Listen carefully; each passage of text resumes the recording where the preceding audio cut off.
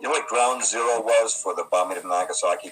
It was Urakami Cathedral. Urakami Cathedral was the largest Christian cathedral in all of the Far East. In other words, the largest Christian church. After the war, they were going to force Emperor Hirohito to renounce his divinity. And when that happened, they wanted to make sure that Christianity did not move in to fill the void. So how do you make sure that doesn't happen? You nuke the two most Christian cities in Japan, which are Nagasaki and Hiroshima. Nagasaki had expelled the Freemasons in 1926. Later in the 1930s, Japan outlawed all Freemasonry. Remember that Harry Truman, who authorized these nukings, was a 33rd degree Freemason, as well as being the 33rd President of the United States. So Nagasaki was partly also payback. Hey friends, before we begin, I just want to let you know Bitcoin is back in the news again. It seems to me this beatdown in price since January has allowed many deep-pocketed patient investors the opportunity to build a Bitcoin position. If you're interested in taking a flyer on Bitcoin or any other cryptos, did you know you can do so in an IRA or even an old 401k? That's where Noble Bitcoin comes in. And not many companies are as knowledgeable or as upfront as Noble Bitcoin. They're experts in cryptos with the lowest fees in the industry. So if you'd like to discover more about how you can use your IRA or 401k, contact Noble Bitcoin. You'll find their phone number and link below this video. Hey friends, thank you so very much for tuning in. You know how much we appreciate it. It's great to have you back, and I want to give a special thanks to my patrons. I don't say it enough, but so many of you are so kind and so generous. You're keeping me and my little team in the game, in the fight for truth, and it really means a lot to me. Thank you from the bottom of my heart. And I also want to extend thanks to a lonely warrior, James Perloff. He and I have been friends for a long time, and of course he wrote the book, Truth is a Lonely Warrior, and boy is that true. James, how are you? Welcome back. I'm doing good. So great to be back on SCT Report. Well, it's great to have you back, my friend. And guys, the reason for this conversation is, well, number one, James is an interesting guy. And actually, my most viewed interview ever was with James Perloff, and it's called God is Real. The elite don't want you to know God is real. And he is. And we talked about essentially the hoax of Darwinism. And we talk about creationism, which the elite don't want taught in schools. Boy, James, we'd hate it if kids grew up to have a spiritual perspective on how this crazy world works, huh? Well, that's where the agenda is taking us. They want a spiritual perspective, but it's the wrong spirit. Yeah, you got that right. And I'm sure you're following the Pedogate, Pizzagate information as closely as we are. I mean, the elite are into this stuff. And I think it's become a mission for me to try to communicate to the masses, to the people. This is really what they believe. Many of them are Satanists. Many of them are into diddling kids and trafficking in kids. It's an absolute horror show, James, and most of our friends, neighbors, and colleagues have no idea.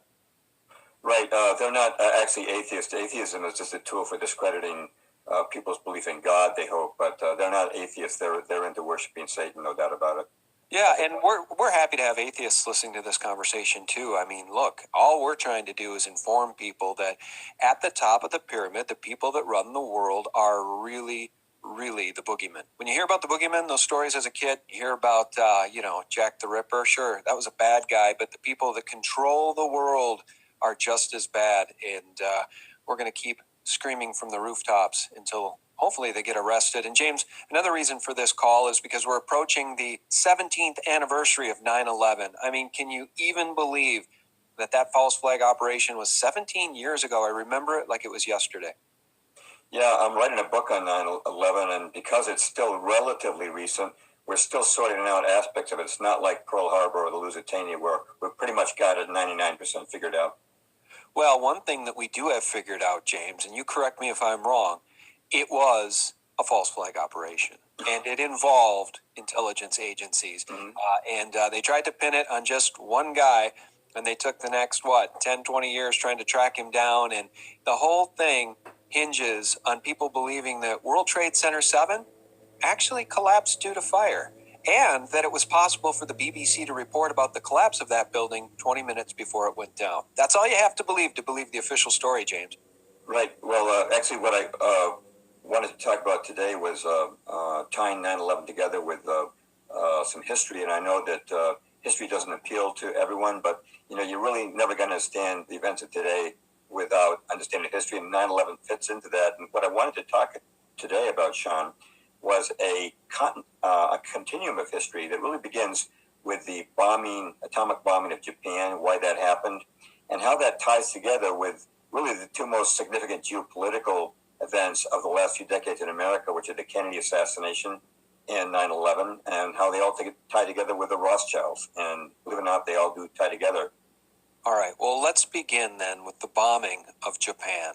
And you were kind enough to send me an outline. So instead of a traditional interview where I've read some of your material and I'm probing and kind of going in directions I want, we'll follow your outline here. And the first one is that the public pretexts for A-bombing Japan were false. Can you just give us a quick overview about that? Sure. The main reason given for bombing Japan with nukes was that it was the only way to win the war, and we would have suffered so many casualties had we had to invade Japan.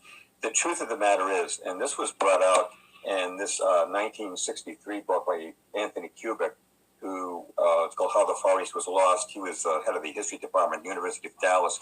He demonstrated and documented that Japanese had already offered to surrender on the same terms we accepted after we nuked Japan. We were demanding unconditional surrender, and the Japanese said, look, we want one condition. We'll have unconditional surrender, but we want to keep our emperor. Well, you know what? After we dropped the A-bombs, we accepted those terms. That offer, by the way, was made by Japan's representative to General MacArthur, who passed it on to President Roosevelt. And later on, it was written up by the Chicago Tribune, and General MacArthur affirmed that everything in the Tribune article was correct. Japan had offered to surrender unconditionally, except if they wanted to keep their emperor. The other reason you often hear mainstream historians give for the atomic bombing of Japan was that somehow Truman was a savvy Cold War warrior, and he foresaw that Stalin was going to be a threat after the war. And so he wanted to frighten Stalin by showing him the power of the atomic bomb. Well, of course, you don't have to nuke people to do that. But the fact of the matter is that that's nonsense, because we already had given Stalin the atomic bomb. And a great book for people to read, and this is just a little paperback reprint, but it's called From Major Jordan's Diaries. George Racy Jordan was a major in the U.S. Army, and he was in charge of the Lend-Lease base at Great Falls, Montana, which is the last stop for Lend-Lease going to the Soviet Union. Well, one day he got a call from Harry Hopkins, who was the top advisor to President Roosevelt, no official cabinet position. He was actually in there representing really Bernard Baruch. He lived in the White House, and his relationship to Roosevelt was very similar to Edward Mandell House and Woodrow Wilson, if you're familiar with that story. But Major Jordan got a call from Harry Hopkins, and he said, listen, there's some shipments coming through from Russia, and I don't want them to be inspected. I don't want any documentation that they went through, and I want you to expedite them right through to Russia. Well, Jordan heard that request, but he didn't pay attention to it because he knew what his job was as U.S. Army officer. So he inspected those shipments, and it included suitcases that had the specifications, the schematics for making an atomic bomb on it. This was being sent to Stalin. And he wrote everything down, made copies of it. It talked about cyclotrons and Oak Ridge, which is where Manhattan Project was partly being undertaken, and uranium. He didn't know what these things meant. He'd never heard of an atomic bomb, but he recorded it all. And in addition to the schematics, we also sent them uranium powder and heavy water. This all went through via Lend-Lease, and later Major Jordan testified about all of this before Congress. Hopkins would have been tried for treason if he had not died before the congressional hearings. In addition to that, I should mention there's a fantastic book which I've relied a lot on in my understanding of the nuking of Japan. It's called Atomic Bomb Secrets by David J. Dionisi. It's the only book I've ever directly reviewed on my website.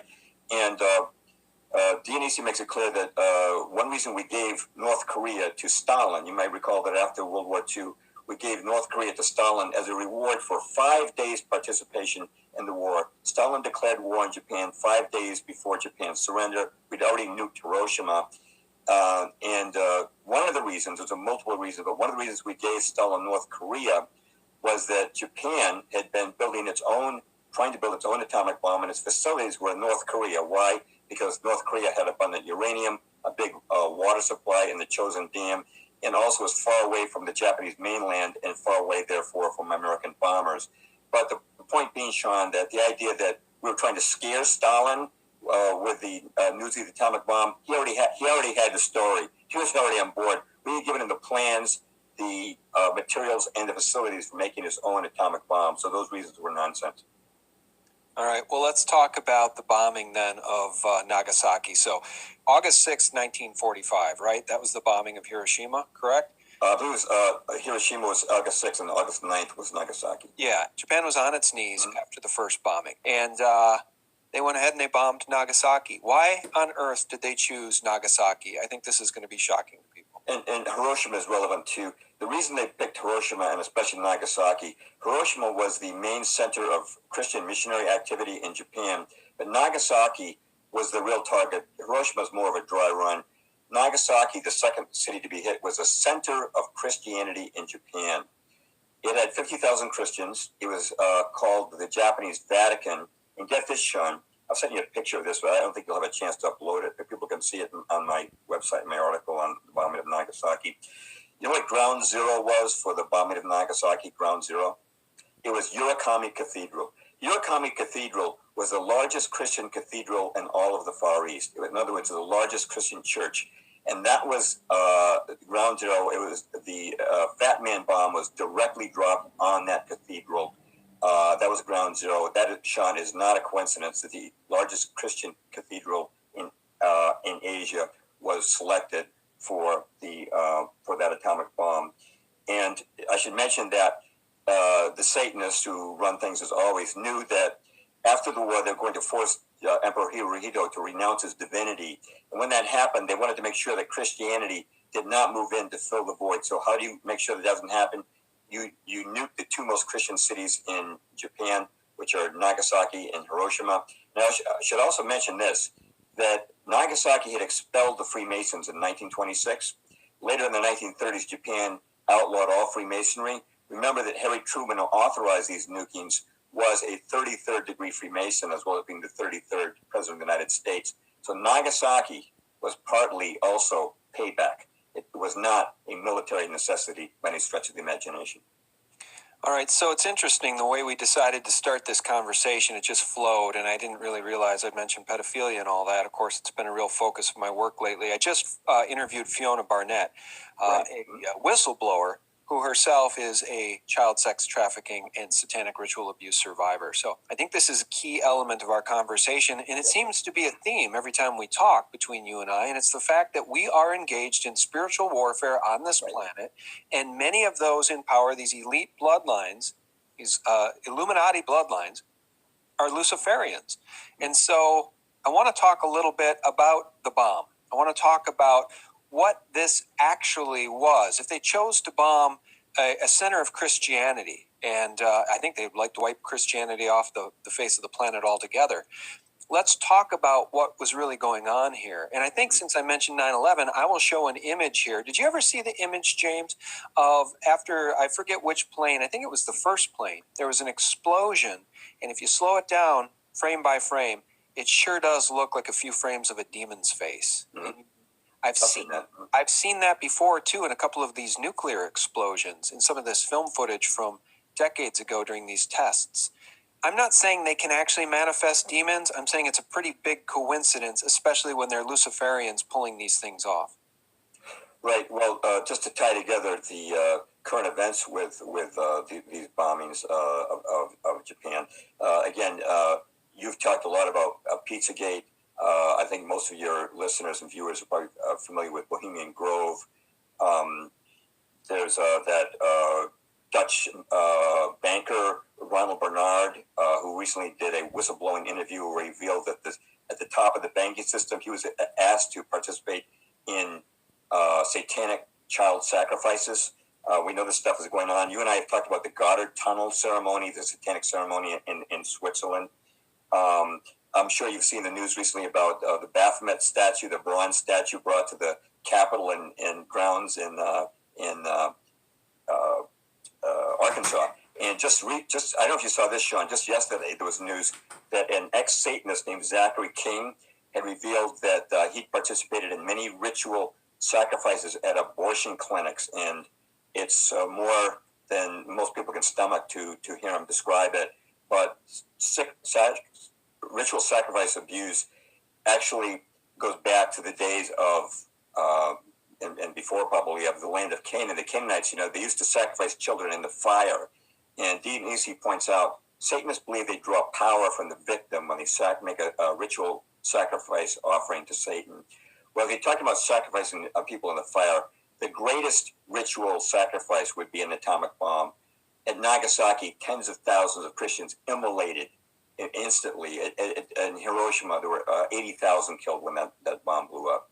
So, and Nagasaki's total casualties, 73,000 killed, 74,000 injured, and 120,000 additional suffering radiation effects. So this was a Luciferian event, not a military event, totally gratuitous, totally uncalled for from a military perspective, but also a satanic event. I also want to mention that Satanists believe they draw power from deception. They deceived a Catholic priest and a Protestant pastor into blessing the boxcar bomb. I'm sorry, the boxcar plane, that's what it's called, that brought the Fat Man bomb over Nagasaki. Later, both clergymen greatly grieved over having prayed over this plane when they realized the destruction of human life that had occurred.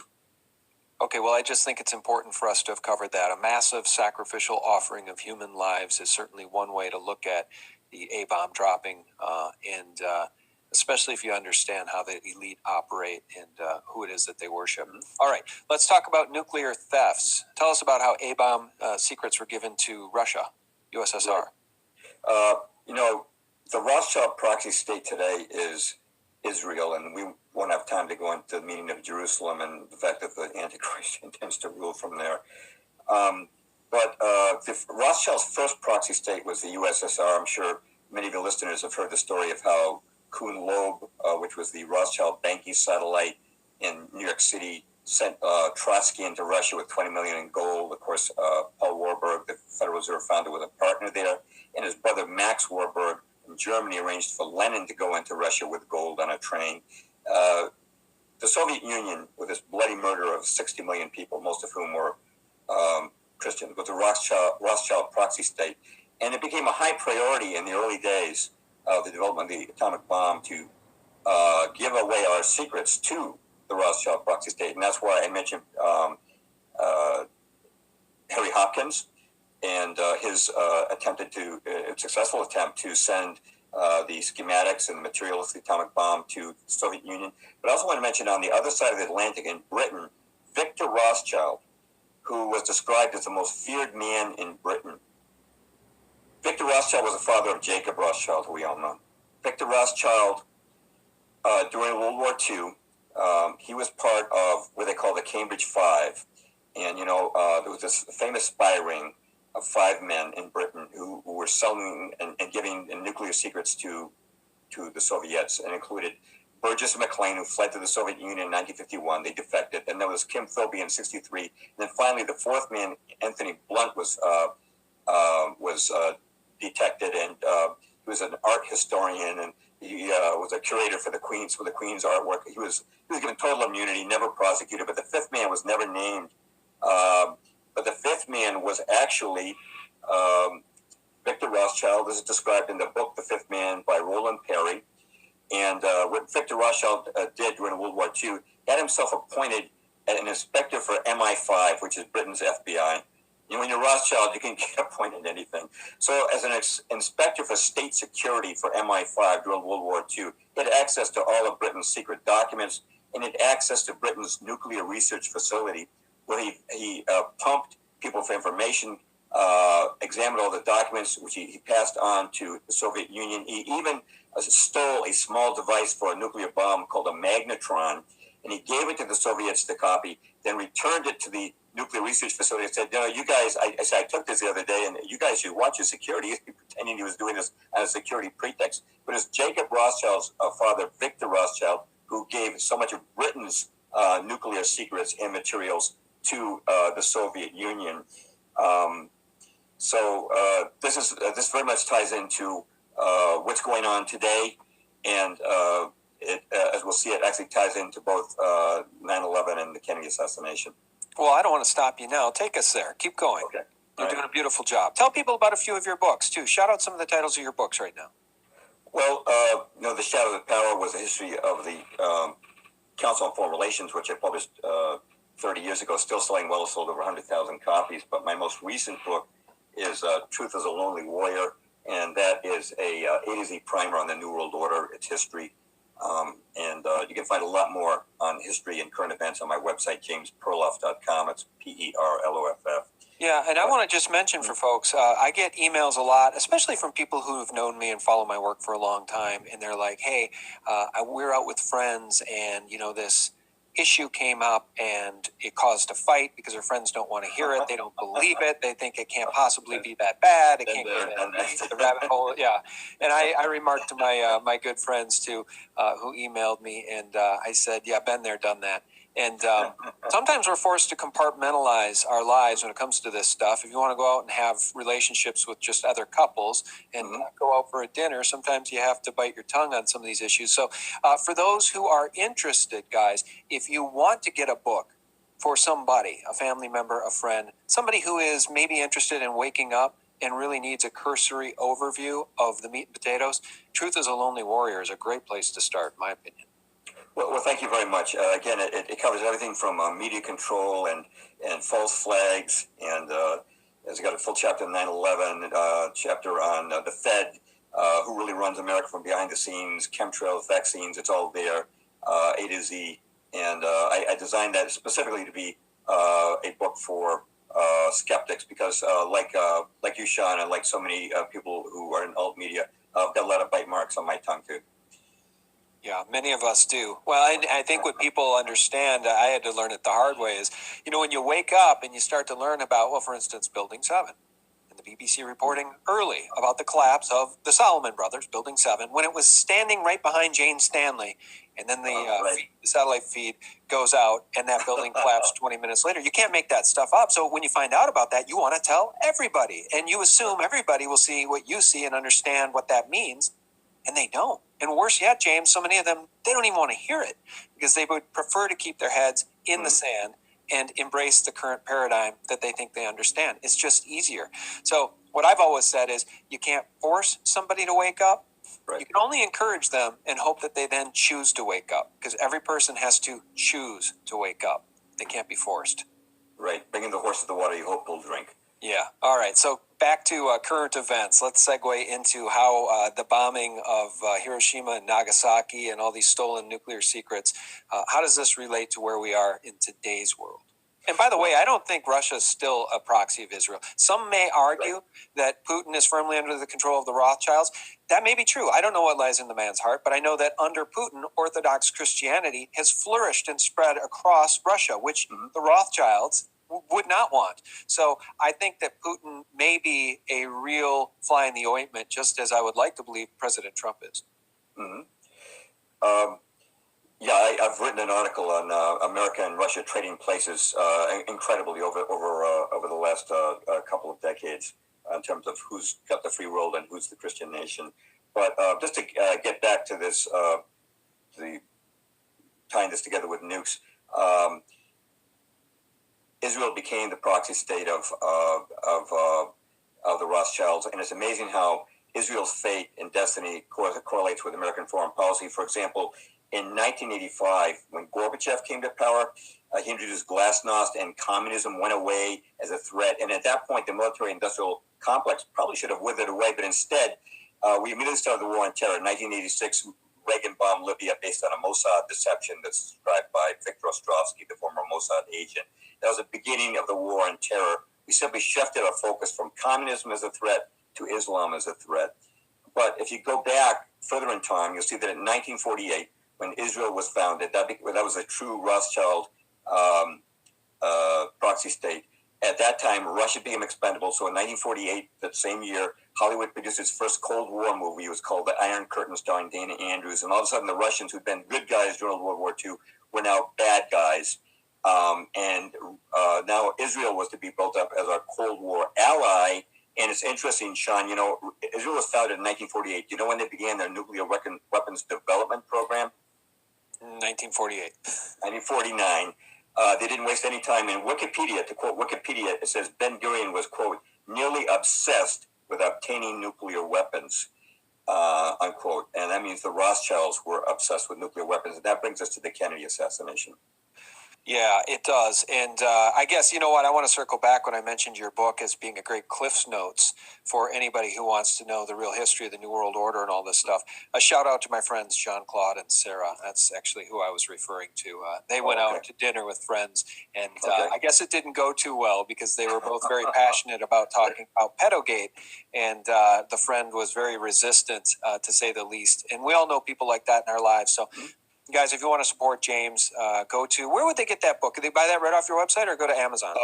I actually linked to Amazon from the website, but people can buy it in bulk from me at discounted prices. Good. Well, a shout out to all my listeners, because I think you once said to me that you've never sold more books on any other show, including, I don't know, Coast to Coast. You've been on a lot. I don't think you've ever moved more books than you did coming on here with my supportive listeners. That's correct. And I think I'm still getting book sales off previous interviews that we've done. So hats off to you, Sean, and congratulations again. I think you've got about 360,000 subscribers now. God bless you for the outreach that you've generated. No, my pleasure. My shout out to my wonderful subscribers. I mean, some of the nicest, most generous, kindest people in the world, and the kind of people that are ready to make a difference, stand up. And that's exactly what the New World Order hates. They don't want people informed. They don't want people fired up. They don't want people angry about the crimes being committed against us, James. They don't want people like Jean-Claude and Sarah going out and trying to educate their friends over dinner. They would prefer people just shut up, maybe talk about sports, talk about the kids' t-ball, go to work, go home, go to bed. That's what they want. Dutiful. That's the agenda. Yeah, that's the agenda. This internet thing is really, this is why they want to shut down the internet too, by the way. Too much truth, baby. They don't like all this damn truth. They don't control the narratives anymore, James. Yeah, well, we know that Satan is the father of lies, and we know that God is truth, so we know we're on the right side. Well, anyway, I know we're time limited too, so to talk just quickly about the Kennedy assassination and how it ties together with this whole issue of atomic bombs. 1994, Michael Collins Piper came out with his book, Final Judgment, and he talked about Israel being behind the Kennedy assassination. You know what, Sean, I'd written a cover story for the New American in 1988 on the Kennedy assassination. I think I ran into at least 40 different theories. And so when Piper's book came out, I was kind of like, not that impressed. I figured, okay, it's one more theory we can add to the list. But in 2004, Mordecai Benunu, the Israeli nuclear whistleblower who'd blown the whistle on Israel's nukes, had always been a tightly guarded secret. He revealed it to the British press. It was published, I think it was in the Sunday Times, and he was kidnapped, brought back to Israel, kept in prison, mostly in solitary confinement for 18 years, finally released in 2004. When he got out of prison, he told the press that Israel was behind the Kennedy assassination over his opposition to Israeli nukes. Another thing too that people might be interested in looking at, go to YouTube, look for Gaddafi talking about Israel being behind the Kennedy assassination over their nukes. He was also wise to that. But I just want to read you one thing. This is from the newsletter of Hilaire Duberrier, who was a tremendous alt media guy before there was any internet. He had a newsletter from 1958 to 2001 out of Monaco. He was an old OSS guy with intelligence contacts all over Europe. And this is from his September 1963 newsletter. Now, bear in mind, he published this 2 months before the Kennedy assassination. Quote, Israel tested her first A-bomb in September 1962, a product of the Beersheba plant in the Negev desert. But the halting of this Beersheba plant was part of the package America agreed to deliver on the test ban treaty signing. In late July, American planes flew over the Israeli reactor at site at Dimona as a reminder. The new government under Levi Eshkol did not push its protests, for actually, though Cairo, London, Paris, and Brussels knew the details behind Ben-Gurion's recent resignation, the American and Israeli publics are still in the dark. Here's what happened. On the eve of the Harriman-Gromyko talks in Moscow, President Kennedy wrote a letter to Premier Ben-Gurion telling him to halt his atomic research and dismantle his plants. If he refused, a revision of America's relations with Israel would be necessary. Literally, it was an ultimatum. Ben-Gurion looked over America's financial aid and special laws favoring gifts and bequests to Israel and called it blackmail, unquote. And this was written 2 months before the assassination.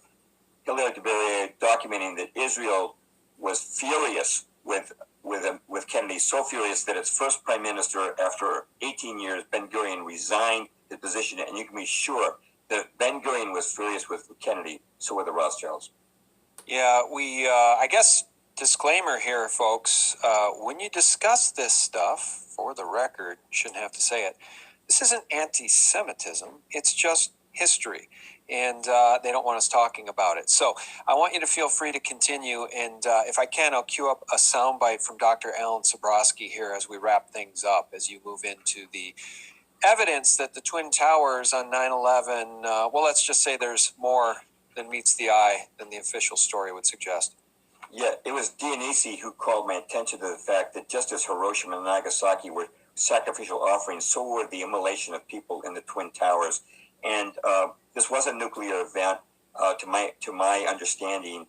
And this is not to in any way discount the use of other explosives or weapons on that day. There were basement explosions that preceded the. What I'm talking about is the two moments when those towers exploded, not collapsed.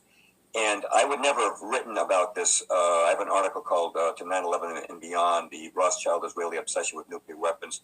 As a further disclaimer, by the way, I'm half Jewish, if anybody wonders about anti-Semitism. Okay, we are just talking about history here. But I was contacted by people from overseas who are experts in nuclear fission, and they showed me why this was a nuclear event and exactly where the bombs would have been placed. And me not being a nuclear fission expert in any way, shape, or form, I never would have written the article without information being provided to me.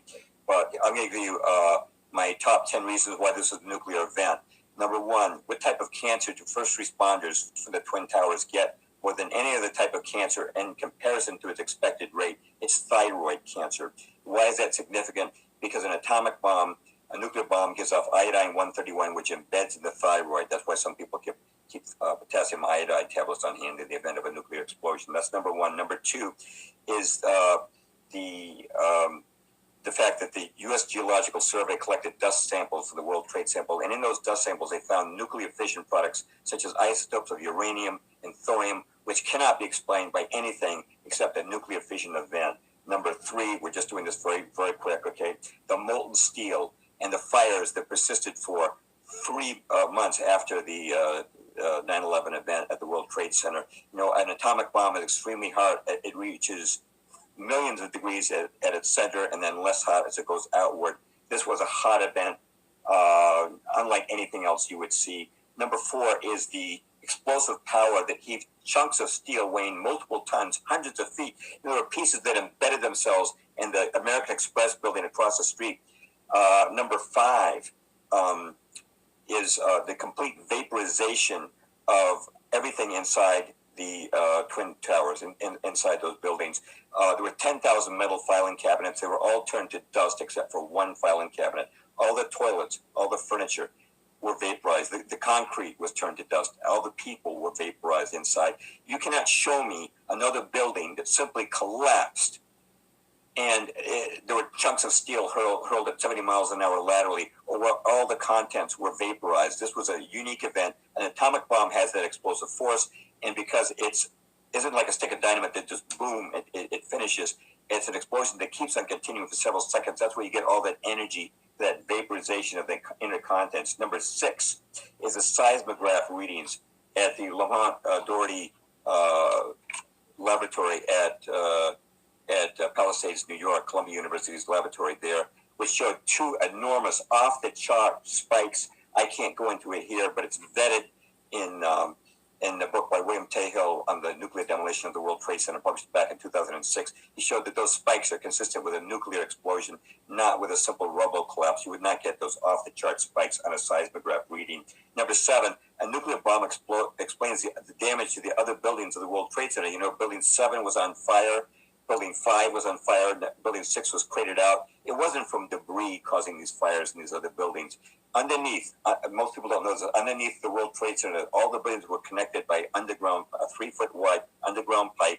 So an underground drainage system for flood water, which connected to the place where these nukes were connected, which was way down beneath the sixth basement level of the World Trade Center. These bombs were placed in the service pits of Elevator 50. Elevator 50 is the only elevator that ran through the entire length of both Twin Towers. It was right in the middle of those buildings. And because it was carved into the bedrock underneath the Twin Towers, it was the ideal launching point for a nuke because the bedrock would contain the sideways and downward force of that bomb, and it would therefore the thrust would follow the path of least resistance up to the middle of the Twin Towers, and that is why you get those other buildings going on getting on fire, being created out. They were suffering the secondary effects of the nuke. It was traveling underground, and you can even see as the first tower collapses, the South Tower, you can see geysers bursting out from the ground.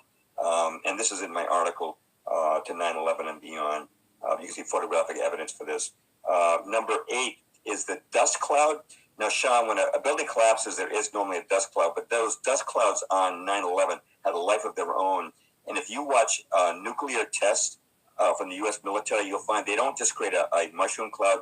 They create this enormous dust cloud, which anybody who went through that, I've talked to people who have been through went through that dust cloud on 9/11. It was extremely hot. It was from a nuclear blast. Number 9 is from Susan Lindauer, this former CIA asset who published this book, Extreme Prejudice. She was in the CIA, and according to Susan Lindauer, there was advance warning of 9/11 in the CIA. This is one of the reasons why she was thrown in prison. They shut her up. The CIA knew before 9/11 that number 1, planes were going to hit the Twin Towers, and number 2, that a small thermonuclear device would be used to take the towers down. And she was saying this long before any 9/11 theorist ever came up with the idea that the Twin Towers were nuked. She was already saying that. And number 10 is from Benjamin Netanyahu himself, who published this book in 1995 called Fighting Terrorism. And let me just quote what Benjamin Netanyahu said. He said, such groups, meaning Islamic groups, nullify the need to have air power or intercontinental missiles as delivery systems for an Islamic nuclear payload. They will be the delivery system. In the worst of such scenarios, the consequences could be not a car bomb, but a nuclear bomb in the basement of the World Trade Center, unquote, end quote, Benjamin Netanyahu. And that's just what happened. And actually, if you go to my article and look on YouTube, 2 days after 9/11, Benjamin Netanyahu was on the air with Tom Brokaw, and he then boasted how he predicted that a nuclear bomb would be put in the World Trade Center. And of course, it just went by everybody's head. He was taunting the American audience and telling them right there how they'd done it, how these Twin Towers were exploded. All right, and guys, for anybody who wants just to dig a little bit further, take a look at some of the pictures online. Just search for the molten rock below the Twin Towers. I mean, it did turn the bedrock into molten lava, essentially, that then rehardened over the course of months. There were lava pools in that debris literally for months, and it was even too hot to walk on. That cannot happen from just an ordinary building collapse, obviously. And so I would like to quote somebody. I was going to call up the actual video, but I'll just quote him. It's Dr. Alan Sobrowski, a 10-year Marine Corps veteran and a graduate of the U.S. Army War College, who said a few years ago, it is 100% certain that 9/11 was a Mossad operation, end quote. And I would add to that the CIA probably had some knowledge. They certainly got some help in getting NORAD to stand down.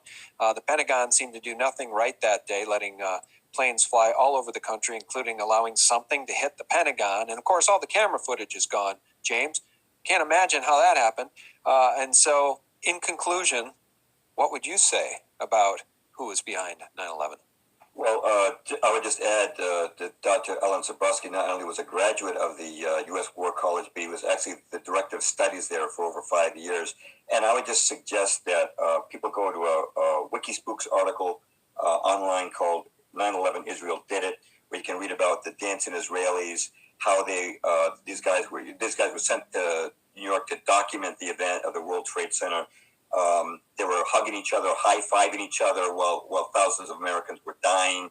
They were caught by the FBI, but guess what? They were released because Michael Chertoff was put in charge by the Justice Department of the investigation of 9/11. Michael Chertoff's mother was an officer in Mossad, and when you're in the Mossad, of course, you let all the Israelis go. After 9/11, they were sent back to Israel. They should have been taken down to Guantanamo and made to reveal what they knew because they knew about it in advance. But well, let me jump in. I want to share I'm going to quote here. I'll splice it in. I guess I may as well. But I know this stuff like the back of my hand, so I'll quote those Israeli Mossad agents that were sent back and then appeared on a show in Israel saying something like, "The fact of the matter is we come from a nation that experiences terror daily. Our purpose was to document the event." Our purpose was to document the event. I mean, you can't make this stuff up. How could they document an event nobody knew was going to take place? I mean, give me a break. Right. And when they were caught, of course, they said, we're not your problem. The Palestinians are your problem. But we also mentioned that airport security was owned at all three airports involved that day by Israelis. Zim Navigational pulling out of the World Trade Center right before the attack after having leased there for 30 years, which was an Israeli firm. Larry Silverstein, of course, Lucky Larry, buying the World Trade Center for $124 million less than 2 months before the event, and then getting an insurance payout of almost $5 billion.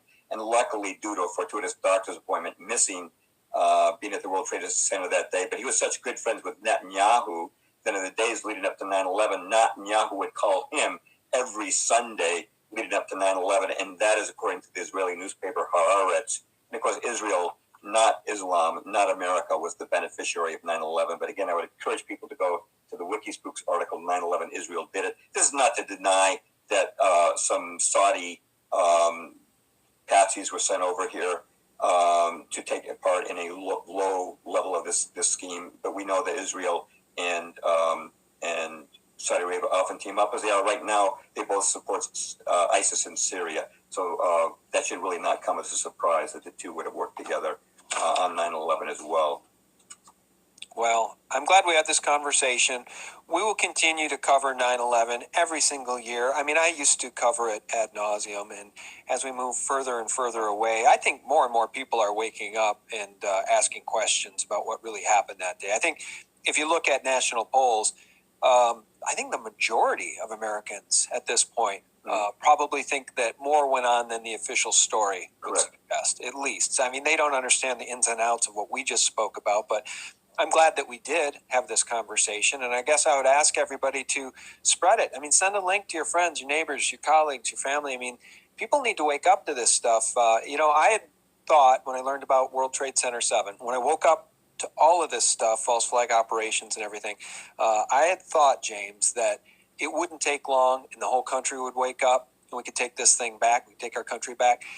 It's taken a lot longer than I thought, but now with the revelations of widespread child sex trafficking across the planet, reaching the highest levels of government, I think that's the new thing with which we can wake up people, because everybody is outraged when a child gets hurt, when a child gets abused, when a child gets killed. Everybody is outraged by that. So that is definitely a unifier. And the second unifier right behind that is something like 9/11. Where they whipsawed us into going into their wars and sending our sons and daughters off to fight for their wars. And they lied about the Iraq WMDs. And they gave the no-bid contracts to Cheney's Halliburton while he was in office. I mean, the crimes of these people are legion, and it's not just Israel. They had willing cohorts at the Pentagon, Rumsfeld, Cheney, I think Bush Jr. probably didn't know half of what was going on compared to his own father, Bush Sr., the former director of the CIA. Those are the enemies of the Constitution. People like John Brennan, James Clapper, these people are still alive and kicking and still trying to bring down our current president, Donald Trump. So we need to pray for the president, we need to pray for truth, and we need to thank lonely truth tellers like James Perloff for their hard work and their books. James, remind people how they can find you out there on the World Wide Web. Well, my website is jamesperloff.com. Very simple. And again, lots of articles on history and current events there. And I'm on Twitter as James Perloff. All right. Well, I want to thank you very much for your time. Any final words for us? I mean, I just sort of went on a mini rant there about how we need to stand up against these people, and I think we're starting to. And more people are not acting like children when they go out with other couples. They're acting like real adults, talking about real politics and the things that affect us, right? And our Constitution and our Bill of Rights are paramount. Without that, we're dead in the water. And so thank God the witch isn't in the White House, because she wanted to destroy those things. Well, we definitely need to get more and more people woken out of the matrix, and we do have that opportunity now with the incredible instant flow of information that's available on the internet. It is possible to awaken people, and thanks to platforms like yours, Sean, more and more people are waking up. And having 360,000 people that are out of the matrix in one place, that's pretty fantastic. That's a job well done. So thank you, Sean, for what you're doing. Oh, yeah, thanks, James. It's my pleasure and it's my honor. I feel very honored. I'm very careful about the material I put up on my YouTube channel. I take a long time. And that's why you guys don't see something every day. I usually put something up every other day. And I really try to put a lot of care and thought into what I put up on that YouTube channel. And I really try to vet the information. So, guys, if you're still with us after this wonderful conversation here, we're about 45 minutes in. Thank you so much for tuning in. Thank you for your support. Visit James at his website, jamesperloff.com. And for real news 24/7, visit us at sgtreport.com. Love you guys. God bless. The CIA is actually the organisation behind all child trafficking in the Western world and beyond. And they answer to British intelligence and they answer to the British Crown. So really the Rothschilds and the British monarchy are the ones who are the benefactors of this entire operation.